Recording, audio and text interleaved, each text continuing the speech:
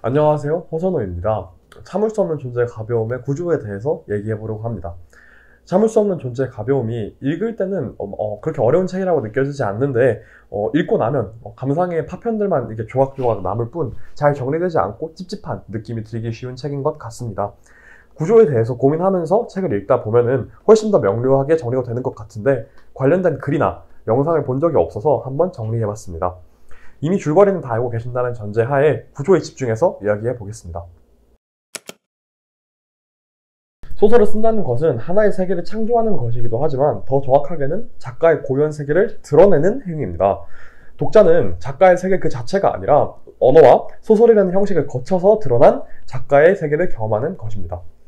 그래서 소설과 작가의 세계를 다루면서 구조를, 그것이 작가의 세계가 어떻게 드러나는지를 빼고 이야기한다는 것은 어불성설입니다. 구조는 단순 이야기를 담는 틀로 혹은 재미를 위한 기교로서 소설의 다른 요소들과 독립적으로 존재하는 것이 아닙니다.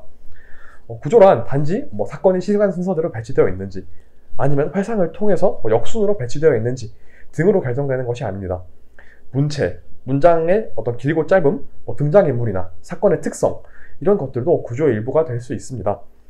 어디까지가 구조인지 확실하게 선을 긋기가 힘들다는 것이죠.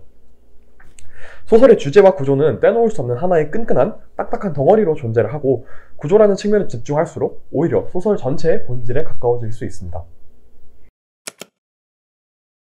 단어인 가벼움과 무거움의 틀 안에 테레자를 가두면 많은 것을 놓치게 됩니다.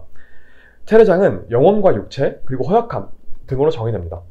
테레자 그리고 더 나아가 각 등장인물만의 고유한 다른 등장인물에 대한 대립에 근거하는 것이 아닌 키치에 고민하면서 읽는다면 참을 수 없는 존재의 가벼움을 더 완전하게 즐길 수 있을 것입니다. 1에서 2부에서는 테레자와 토마시 각자의 키치 형성부터 토마시가 프라하로 돌아오는 순간까지를 2번 반복해서 읽게 됩니다. 1부 가벼움과 무거움에서는 토마시의 시선에서, 2부 영혼과 육체에서는 테레자의 시선에서요. 이러한 반복은 차이를 명료하게 드러내기 위한 반복입니다. 둘이 만나기 전 각자의 삶에 어떤 모티프 혹은 키치가 새겨졌는지, 또 둘의 만남 이후로는 같은 사건을 각자의 키치를 바탕으로 어떤 차이를 갖고 바라보는지를 보여줍니다. 책 막바지에서 이러한 구성과 유사한 상황을 발견할 수 있습니다.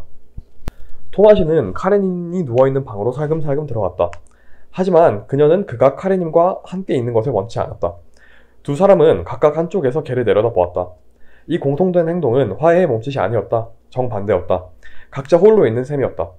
테레자가 자신의 개와 함께 있고 토마시도 자기 개와 함께 있었던 것이었다. 3부에 나오는 의미론적 강물도 유사한 맥락입니다. 4에서 5부는 1에서 2부 이후에 토마시와 테레자의 이야기를 역시나 반복해서 다룹니다. 1, 2부와 동일하게 4부 영혼과 육체에서는 테레자의 시선으로, 5부 가벼움과 무거움에서는 토마시의 시선으로요. 이번에는 낮과 밤으로 양분된 각자의 세계에서 그들의 키치가 무너지는 혹은 변화하는 모습을 보여줍니다. 키치는 언제 무너져도 이상하지 않은 것입니다. 키치는 어디까지나 비약 혹은 쿤데라의 말을 빌리자면 존재에 대한 확고부동한 동의니까요. 3부는 사비나와 프란츠가 중심이 되고 1에서 2부 그리고 4에서 5부의 구성이 압축된 부라고 느껴집니다.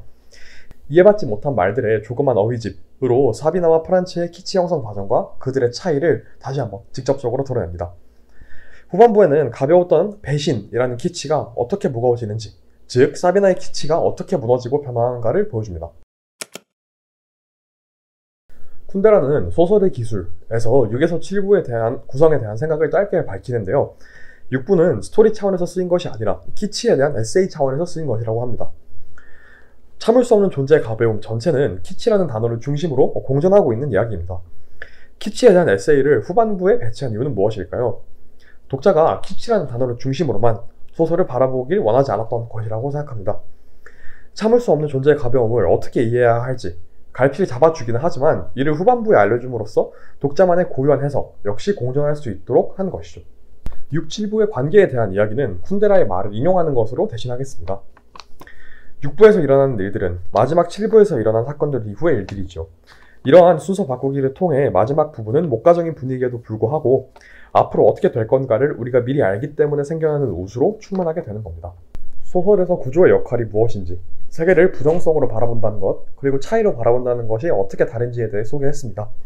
그리고 이것을 바탕으로 참을 수 없는 존재의 가벼움의 구조에 대해서 간단히 알아봤는데요. 책을 읽으신 분들에게 좋은 길잡이가 될 수 있는 영상이면 좋겠습니다. 시청해주셔서 감사합니다.